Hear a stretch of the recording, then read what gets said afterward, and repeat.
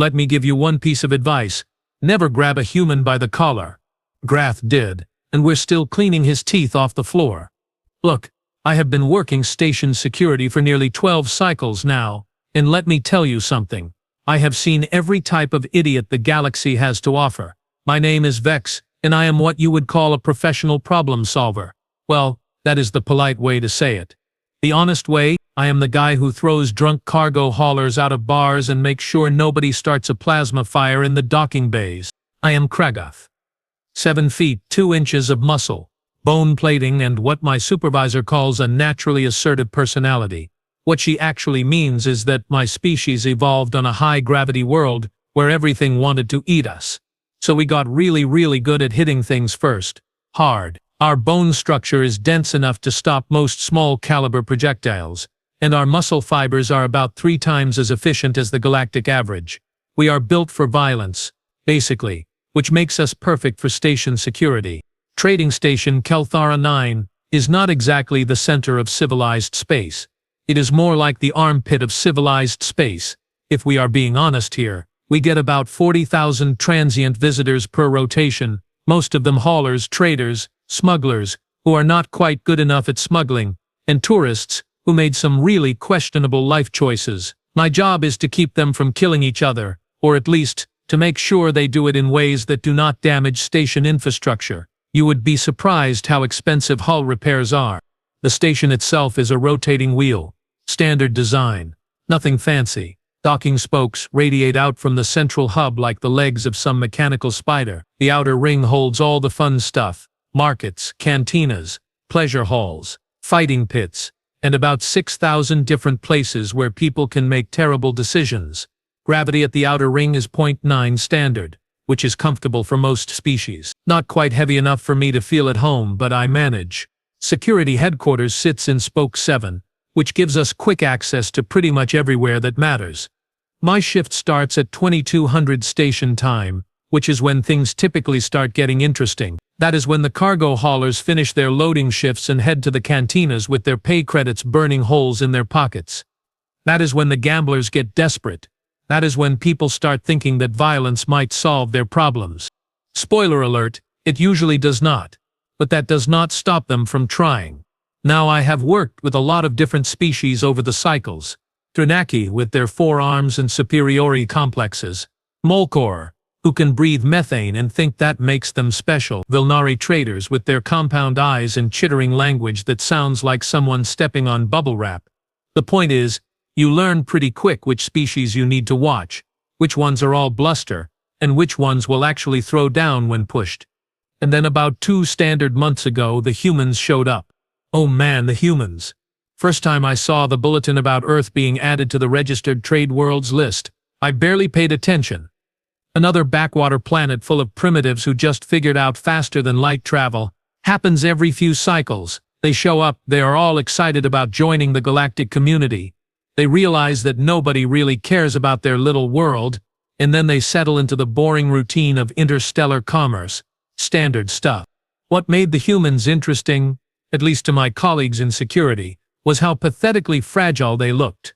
I mean seriously, when the first human trade delegation arrived at Kelthara 9, half the security team could not stop laughing. They are tiny. Average height maybe 5.5 feet, thin bone structure. No natural armor plating. No claws. No venom sacs. No bioelectric organs. Nothing. Just soft, squishy, pink or brown skin stretched over what looked like the galaxy's least impressive skeletal system. They are from a garden world, my partner Ralph kept saying, wheezing with laughter. Ralph is Molkor, built like a boulder with legs, and he found the whole thing hilarious. Look at them, Vex. Look. They probably evolved eating fruit and running away from actual predators. I had to admit, he had a point. According to the registration data, Earth was classified as a Class 7 world. Nitrogen, oxygen, atmosphere. Single large moon. Liquid water oceans. Average surface temperature in the comfortable range. 1.0 standard gravity. Everything about it screamed easy living. No wonder the humans looked so soft. Within a week of their arrival, there was a betting pool going around the security department. The question was not if a human would get seriously hurt in a station altercation, It was when Ralph put his money on less than 10 rotations. I gave them maybe 20, because I am an optimist. Our supervisor Kelna refused to participate on ethical grounds, but I saw her slip Ralph 20 credits and whisper 8 rotations when she thought nobody was watching. The humans, bless their naive little hearts, seemed completely oblivious to the fact that pretty much every other species on the station viewed them as walking target practice. They set up their little trade office in the commercial district. They smiled at everyone with those weird flat teeth. They were polite. They said please and thank you. They followed every single station regulation like they were afraid of getting detention. It was almost cute, like watching baby Kelrath trying to hunt before they figured out which end of their prey bites. Most of the action on Kelthara 9 happens in the cantinas, and there are about 24 of them scattered around the outer ring.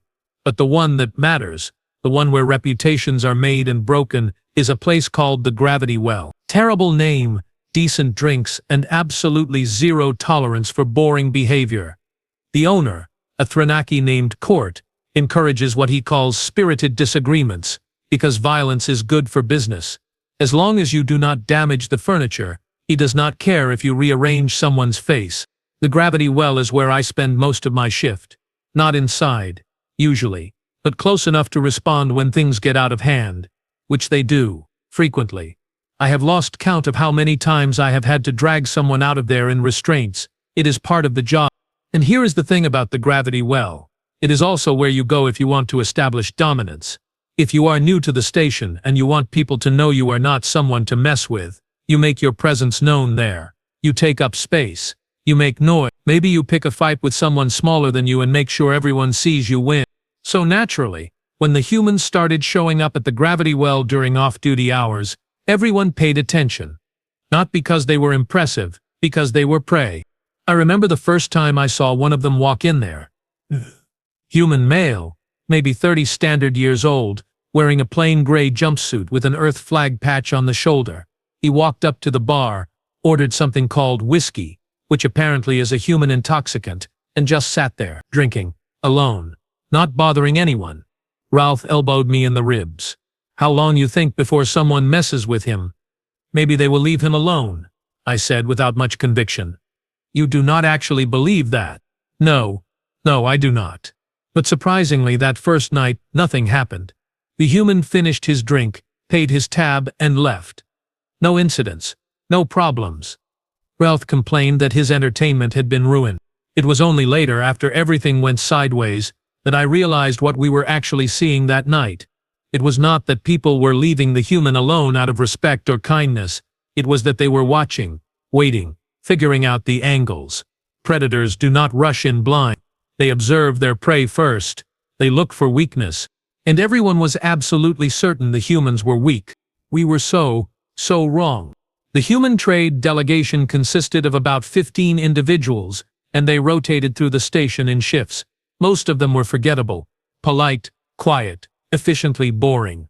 They negotiated their cargo contracts, they paid their docking fees on time, and they did not cause problems, which, honestly, made them some of the best visitors we had. I almost started to like them, in the way you might like a well-behaved pet. But then there was Victoria Reeves. First time I saw her, she was walking through the main concourse with a datapad in one hand and a thermal container of something in the other. Coffee, I learned later. Humans are obsessed with it. She was tiny, even by human standards.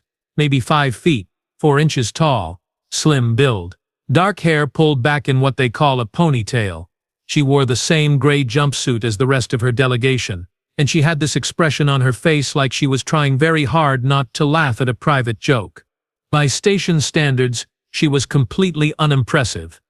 I have seen cargo containers that looked more intimidating. Her arms were thin, no visible muscle definition. Her hands were small and delicate-looking.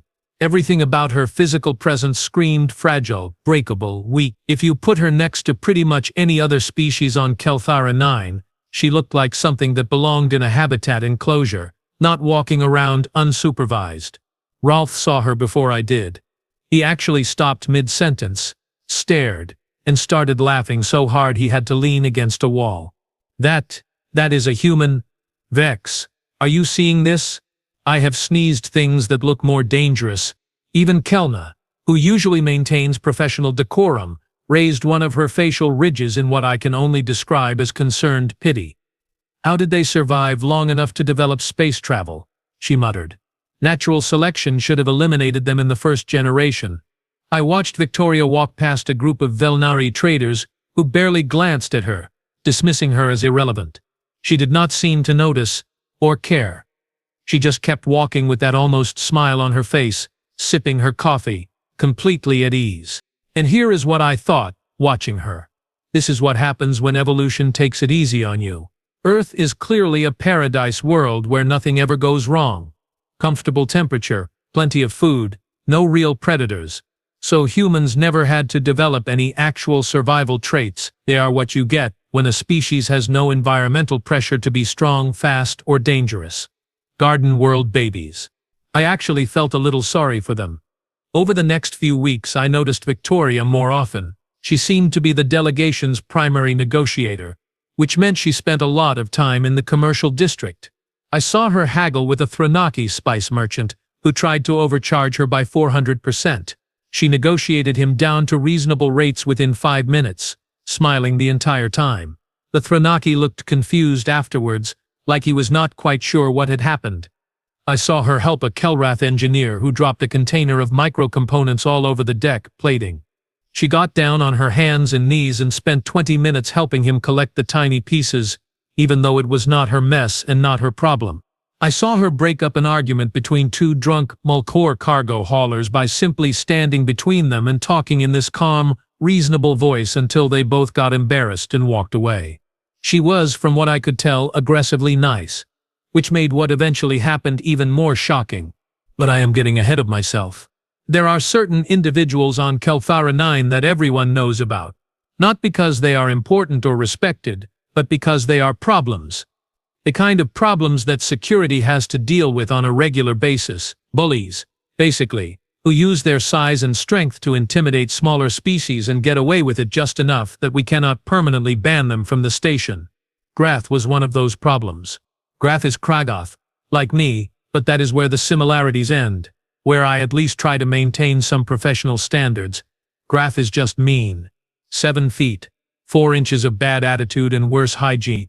He works as a freelance cargo hauler, which means he loads and unloads shipments for whoever pays him. It is hard physical labor, and Grath is very good at it. It is also completely beneath his own estimation of his importance in the universe. He has been thrown out of the gravity well 11 times in the past cycle alone, usually for starting fights, never for finishing them because Grath is smart enough to pick on people smaller than him. Vilnari traders, Kelrath engineers, anyone who will not or cannot fight back effectively. He gets his thrills from watching people flinch when he moves toward them. Security has filed reports, station management has issued warnings, but Grath never quite crosses the line far enough to justify permanent removal. He is always just barely inside the rules, and he knows it. I have personally pulled him off 3 different people and given him the speech about acceptable behavior. He always apologizes, pays whatever minor fine is levied, and then does it again 2 weeks later. Everyone hates Grath, but everyone is also just slightly afraid of him, which is exactly how he likes it. The first time I saw Grath notice the humans, something cold settled in my stomach. I knew that look. It was the look of a predator spotting wounded prey. He was sitting in the gravity well, 3 drinks deep into what was clearly going to be a bad night, and Victoria walked past the entrance with 2 other humans. They were laughing about something, completely oblivious to the danger. Grath watched them go by. Then he smiled. It was not a nice smile. "Hey, Vex," Ralph said quietly. He had seen it too. "Should we, warn them?" I thought about it. Technically, nothing had happened yet. We could not arrest someone for looking at someone else. And maybe Grath would have enough sense to leave them alone. But I knew better. I have worked station security long enough to recognize the pattern. Grath had picked his next target. The only question was when, not if. I should have done something right then. Filed a preemptive report. Assigned extra patrols. Something. But I did not, because honestly I figured the worst that would happen is a human would get scared, file a complaint, and then station management would finally have enough justification to ban Grath permanently. Problem solved. What I did not consider not even for a second, was the possibility that I had the whole situation completely backwards. It happened on a night cycle about 3 weeks after the humans first arrived. The gravity well was packed, which is never a good sign. When you cram 200 beings from 40 different species into a space designed for maybe half that number, and then add alcohol, gambling, and the kind of music that is less about melody and more about volume, you are basically creating a pressure cooker of bad decisions. I was standing near the entrance, doing my usual scan of the room. Court, the Thranaki owner, gave me a nod from behind the bar. He knows the routine. I stay visible. He keeps serving drinks, and we both pretend that this is a respectable establishment. The air smelled like a chemical plant explosion, which is what happens when you mix the intoxicants and pheromones of 4 species in a poorly ventilated room. Grath was at his usual table in the back corner, already drunk. I could tell by the way he was leaning too far forward and speaking too loudly at the 3 other cargo haulers sitting with him. They were laughing at something, that particular kind of mean laughter that usually precedes someone getting hurt. I made a mental note to keep an eye on them. That is when Victoria walked in. She was not alone. 2 other humans were with her, both male, both slightly taller than her but still small by station standards.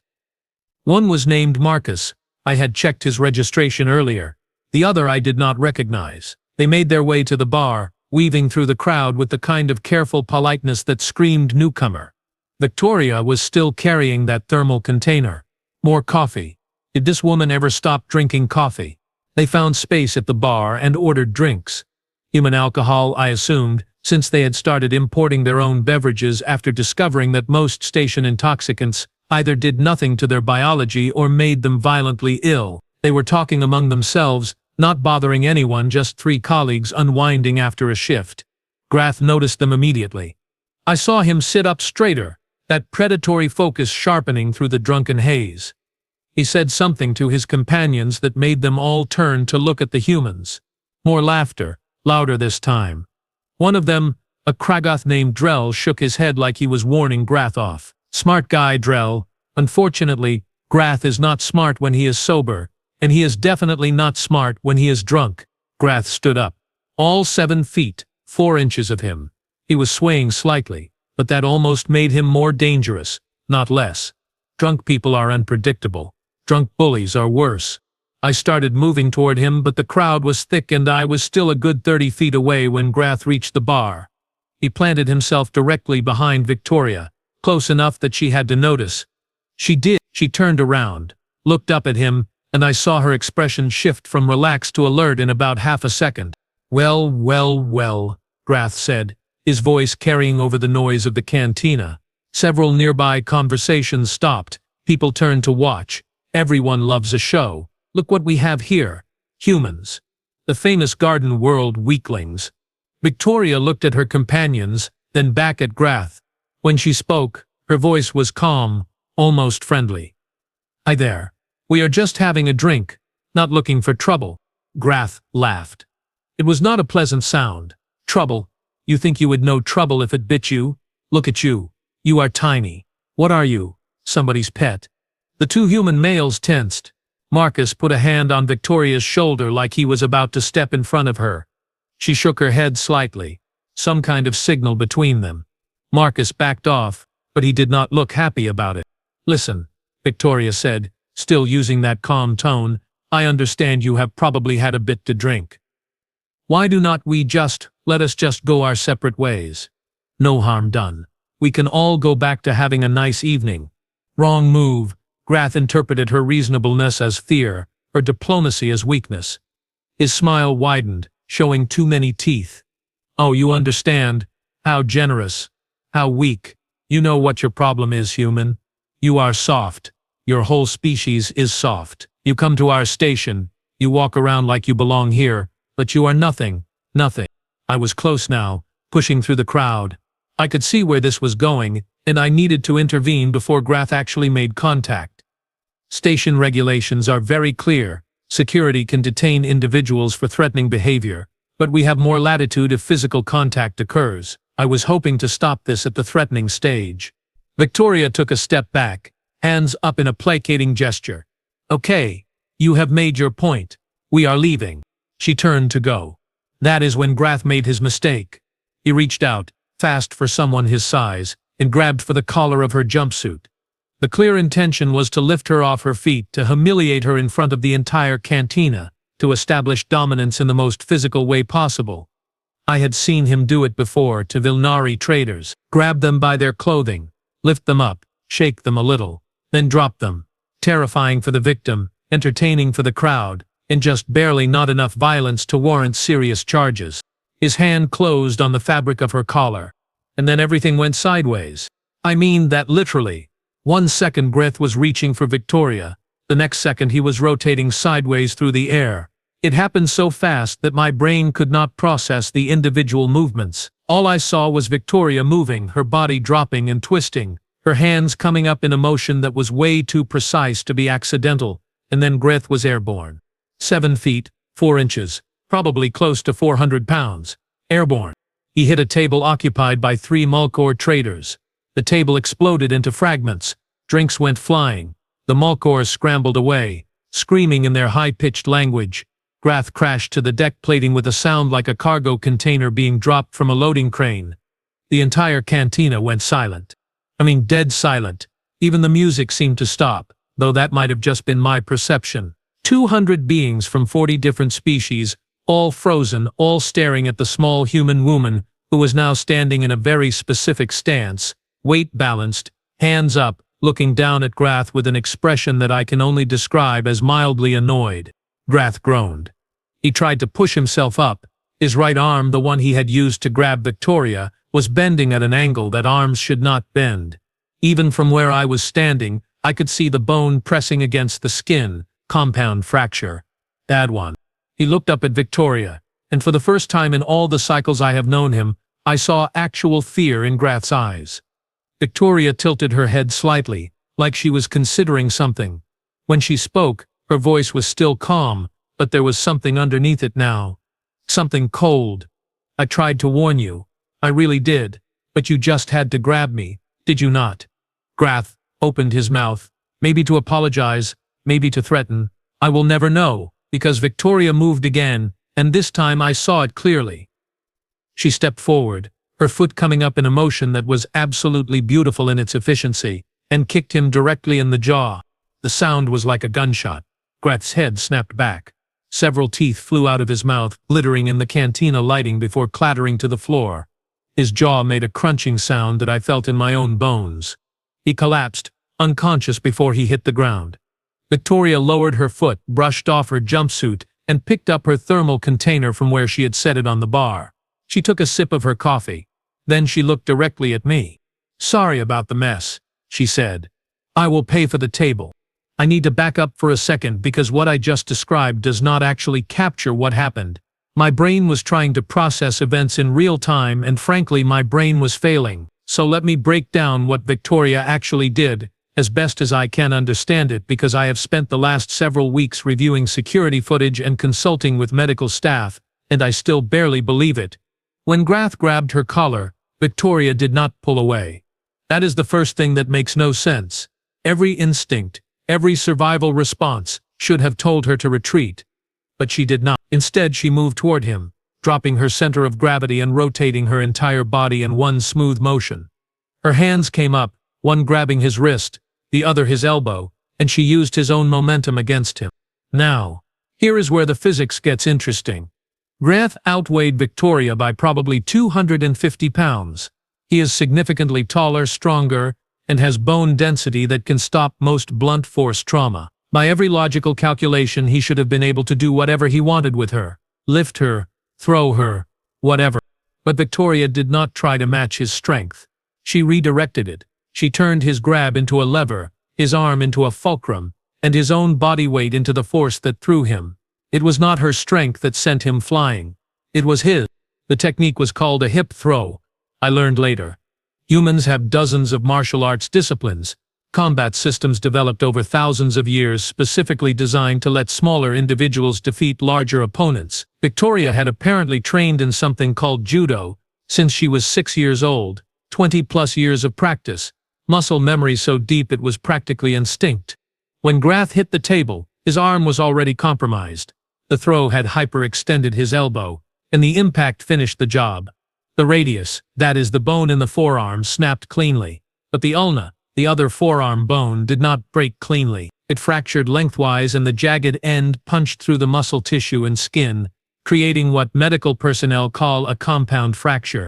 It looked absolutely horrible. There was blood, quite a lot of it, and the bone was visible, which is never a good sign in any species. Grath was conscious enough to scream, this high-pitched sound that did not seem like it could come from something his size. And Victoria just stood there watching him try to get up, her expression completely neutral. That is when I should have intervened. That is when I should have called for medical and gotten between them. But I could not move. I was rooted to the spot, my brain trying desperately to reconcile what I had just witnessed with everything I thought I knew about humans. Grath managed to get to his knees, cradling his ruined arm. He looked up at Victoria with that fear in his eyes, but also anger, humiliation. He was about to say something, probably another threat, because Grath has never been smart enough to know when to quit. Victoria did not give him the chance.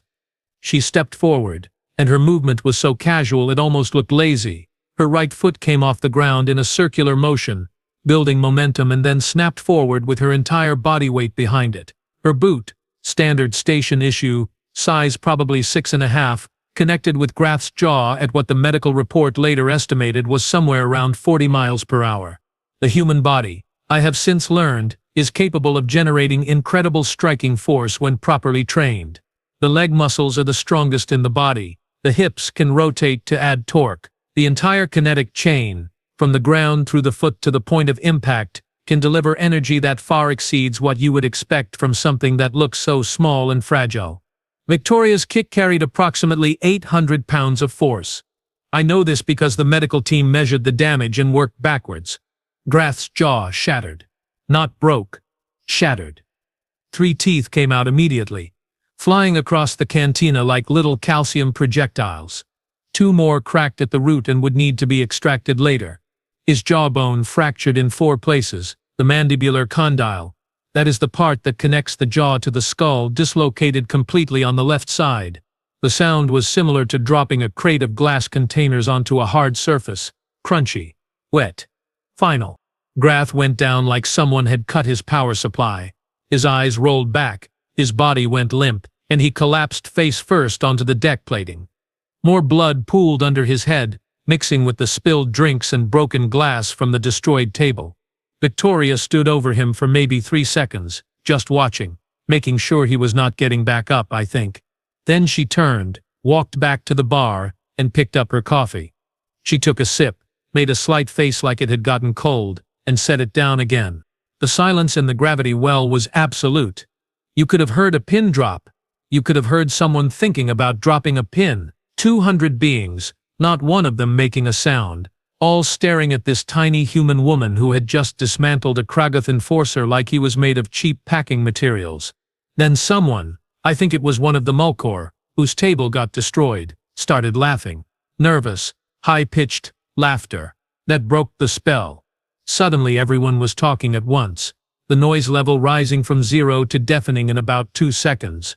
I finally got my body to respond to my brain's commands and pushed through the crowd to Grath. He was still breathing, which was good. His pulse was strong, also good. But he was definitely unconscious, and the amount of blood was concerning. I triggered my comm unit.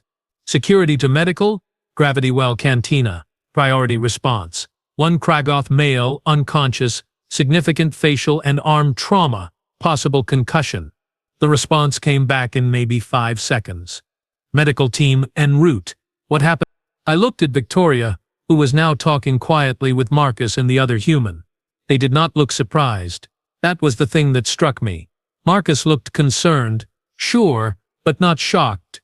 The other human was actually smiling a little, like this was a normal Friday night. He picked a fight with the wrong person, I said into the comm. Rolf appeared at my shoulder, staring down at Grath, then at Victoria, then back at Grath. What just happened? Did that human just do that? Yeah, I said. Yeah, she did. But she is tiny. She is maybe 100 pounds. How did she? I mean, he is Kragath, Vex. He is one of us. How did a human do that to one of us? I did not have an answer. Not yet. The medical team arrived within 3 minutes, 2 Kelreth medics and a Thranaki trauma specialist. They took one look at Greth and immediately called for a stretcher. The Thranaki, a female named Silith who I had worked with before, whistled through her mandibles. "Somebody beat him with a cargo loader?" she asked. "No," I said. "Her," I pointed at Victoria. Silith looked at Victoria, looked at me, looked at Victoria again. "You are joking." I really wish I was. They loaded Greth onto the stretcher, stabilized his arm, and fitted a cervical collar around his neck to keep his broken jaw from moving. He started to regain consciousness as they were lifting him, groaning through his shattered mouth. The sound was pitiful. Silith administered a sedative, and he went quiet again. As they were carrying him out, I approached Victoria. My hand was on my stun baton, not because I thought I would need it, but because protocol required it when approaching someone who had just committed an act of violence. Up close, she looked even less impressive, maybe 120 pounds soaking wet, no visible weapons, no armor, just a human in a gray jumpsuit drinking cold coffee. "Ma'am," I said, keeping my voice professional, "I am going to need you to come with me to security headquarters. We need to take a statement about what happened here." She nodded, completely calm. "Of course. That is completely reasonable. Do I need a lawyer or legal representation?" "That is your right, but this is just a preliminary statement. You are not under arrest." "Yet," she said, with a slight smile. "Yet," I agreed. Marcus stepped forward. "Vex, right? I have seen you around." "Look," Greth grabbed her first. "There are probably 50 witnesses who saw him initiate contact. This was self-defense." "I know what I saw," I said. "But we still have procedures." Victoria put a hand on Marcus's shoulder. "It is fine, I will go give my statement. You two head back to the quarters. Let Captain Harrison know what happened. He is going to want to file an official report with station management." "You sure?" Marcus asked. "Completely. I will be fine." As we walked out of the gravity well, I could feel every eye in the place following us. The crowd parted without me having to ask. People actually stepped back when Victoria passed, like she was radioactive or something. Outside, in the corridor, Victoria spoke first. "Is he going to be okay?" "Greth, I mean." "Probably," I said. "Broken jaw, broken arm, concussion. He will heal. Eventually." "Good, I did not want to kill him, just make a point." "Well, you definitely made a point. What was that? What did you do to him?" Victoria looked up at me, and for the first time I saw something other than calm professionalism in her expression. She looked tired, maybe a little sad. "Judo and Muay Thai," she said. "Been training since I was a kid. My parents thought it would be good for self-confidence. Turns out it is also good for dealing with bullies who do not understand the word no. That was not just training. That was, I have never seen anyone move like that." She shrugged. "Yeah. Well, where I come from you learn to defend yourself. The universe is not always friendly to people who look easy to push around." And that, right there, was when I first started to understand that maybe, just maybe, we had gotten everything about humans completely wrong. After I took Victoria's statement, which was concise, accurate, and delivered with zero emotional embellishment, I did something I should have done 3 weeks earlier. I actually read the full registration file on Earth and its inhabitants. Not just the summary page. The whole thing. All 247 pages of it. Let me tell you, it was educational in the most horrifying way possible. Earth is classified as a Class 7 world. That part I knew. What I did not know, what apparently nobody bothered to read, was the subcategory designation. Right there on page 3, in standard galactic font, was a notation that should have been highlighted, underlined, and possibly set on fire for emphasis. Deathworld, category 12 out of 12. I actually had to look up what that meant, because in 12 cycles of station security work I had never encountered the term. The Galactic Environmental Database defines a death world as a planet where the environmental conditions, predator saturation, disease load, or evolutionary pressure creates extreme danger for the dominant species. Category 12 is the highest rating. It means that by galactic standards, Earth is actively trying to kill everything that lives on it. Let me give you some highlights from the report, just so you can appreciate how badly we miscalculated. Earth's gravity is 1.0 standard. That sounds normal, right? Comfortable even. What the report notes, in dry academic language, is that 1.0 standard is at the high end of the comfort range. Most garden worlds sit at 0.8 or 0.9. Humans evolved under constant pressure that is 10 to 20% higher than what most species consider normal. Their bone density is correspondingly higher. Their muscle efficiency is optimized for fighting that gravity every single day of their lives. Earth's atmosphere is 21% oxygen. The report flagged this as unusually high. High oxygen content supports larger organisms and more energetic metabolisms. It also makes everything more flammable, which apparently was not a problem for Earth's evolutionary path because everything there evolved to deal with it. Humans can metabolize energy faster than most species. Their endurance is exceptional. They can run for hours if they need to. Earth's predator load. Oh man, the predator load. The planet has thousands of apex predator species, many of which view humans as potential prey. Humans did not evolve in a safe ecological niche. They evolved in direct competition with creatures that had claws, fangs, venom, and millions of years of hunting optimization. Know how humans survived? They got smart, they got cooperative, and they got extremely good at violence. The report included a list of Earth's most dangerous species. I stopped reading after the first page because it was giving me anxiety. Giant reptiles that can run 40 miles per hour. Cats that weigh 600 pounds and can snap a neck with one bite. Bears. The report spent 3 paragraphs on bears. Apparently they are omnivorous mammals that can weigh up to 1,500 pounds, run 30 miles per hour, and have been known to fight humans for futtery. And humans, insane as it sounds, sometimes win those fights. Then there are the environmental hazards, earthquakes, volcanoes, hurricanes, tornadoes, floods, droughts, temperature variations that swing from -40 to +50 degrees Celsius depending on location and season. Humans built their entire civilization while dealing with a planet that regularly tries to kill them with natural disasters. But here is the thing that really got me. The thing that made me sit back in my chair and stare at the wall for a solid 10 minutes. Humans are not even the apex predator on their own planet. They are somewhere in the middle of the food chain. They survived, and eventually dominated, through intelligence, cooperation, and the kind of brutal pragmatism that comes from 10,000 generations of being both predator and prey. Every single human walking around this station is the descendant of survivors. Not the lucky ones who happen to live on an easy world. The ones who fought for every single day of their existence against a planet that was actively hostile to their survival. And we thought they were weak. We thought they were soft. We thought they were garden world babies who got lucky with technology. I started having flashbacks to every interaction I had witnessed with humans over the past 3 weeks. Victoria helping that Kelrath engineer pick up dropped components. At the time I thought she was being nice. Now I realized she was operating under extraordinary restraint. She could have ignored him. She could have been annoyed, but she chose kindness, even though her instincts, her evolutionary programming, probably told her that showing weakness was dangerous. The human who got laughed at in the gravity well that first night, he did not fight back or even respond to the insults. I thought it was because he was scared. Now I understood it was because he was civilized.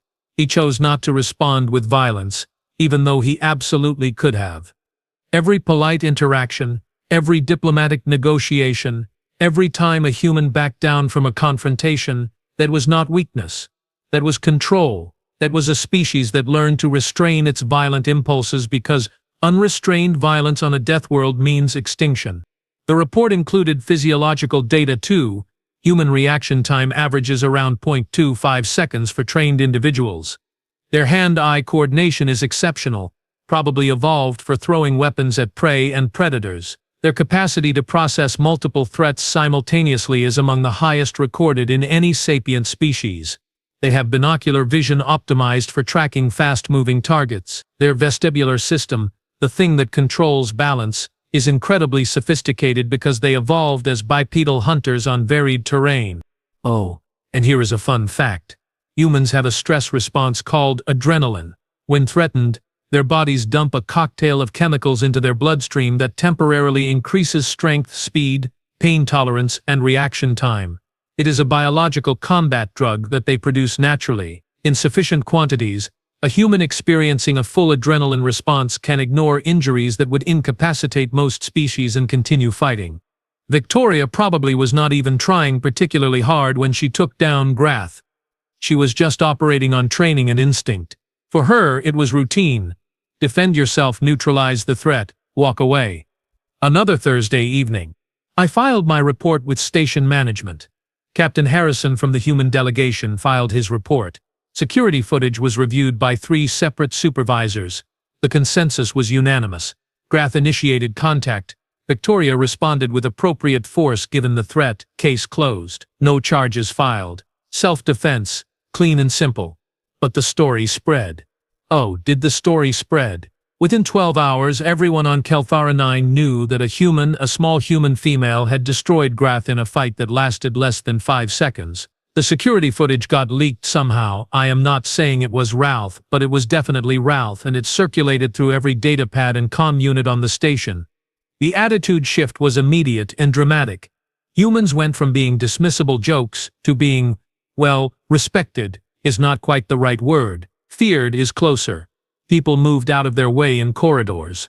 Traders stopped trying to overcharge them. The betting pool in the security department was quietly dissolved, and several people, including me, felt deeply embarrassed about the whole thing. Grath's recovery was long and unpleasant. The medical team had to wire his jaw shut to let the bone fragments heal properly. He could not eat solid food for 3 months. Everything went through a feeding tube. Liquids only. His arm required surgery. 2 different procedures to set the bones and repair the muscle damage. He was on medical leave for 4 months total. When he finally came back to work, he was different. Quieter. More careful. He did not start fights anymore. Did not even raise his voice. Someone asked him what happened. I heard this secondhand, and he just said that he learned a valuable lesson about respect. He also never went to the gravity well again. Could not stand to be in the place where his reputation died. Station management implemented new protocols. Nothing official, nothing written down, but there was a general understanding among security staff. If a human is involved in a confrontation, respond immediately. Do not wait to see how it plays out. Humans have been reclassified from low threat to high threat, and we treat them accordingly. Which mostly means we treat them with the same caution we would show a Kregoth enforcer or a Thranaki combat specialist. Victoria became something of a station legend. People pointed her out in corridors, whispered when she walked by. She handled it with the same calm professionalism she showed in everything else. Still polite, still friendly, still willing to help if someone asked. But now, everyone understood that the politeness was a choice, not a weakness. She actually became an unofficial peacekeeper. I saw it happen multiple times. A confrontation would start brewing in the commercial district or one of the cantinas, voices rising, postures getting aggressive. Then Victoria would walk over, coffee in hand, and just stand there. Not threatening, not even speaking sometimes. Just present. And the confrontation would diffuse immediately, because nobody wanted to be the next cautionary tale. 3 months after the incident, I ran into her in the main concourse. She was carrying a datapad and that eternal thermal container of coffee. I nodded to her. She nodded back. Quiet shift? She asked. Thanks to you, mostly, I said. People have been much better behaved since you educated Grath about personal boundaries. She smiled, that same almost smile I remembered from the first time I saw her. I did not mean to cause such a fuss. I just wanted him to stop grabbing me. You could have filed a complaint, gone through official channels. I could have. But where I come from, sometimes you have to stand up for yourself directly. Words do not always work with bullies. Sometimes they need a more physical education. Your world sounds intense. It is, she said, but it teaches you useful skills, how to assess threats, how to defend yourself, how to know when to fight and when to walk away. Grath did not give me the option to walk away, so. She shrugged. For what it is worth, I said, I am sorry we underestimated your people. I made some stupid assumptions based on appearances. Yeah, you did, she agreed, but her tone was not hostile, just factual. But you learned, that is what matters. Most species eventually figure out that humans are tougher than we look. You just had a more dramatic education than most. She started to walk away, then paused and looked back. Hey Vex, you are good at your job. You keep this station safe. I respect that. If you ever need backup, if things get really bad, you let me know. Okay? I watched her disappear into the crowd, this tiny human who had fundamentally changed how everyone on Kelthara 9 viewed her entire species.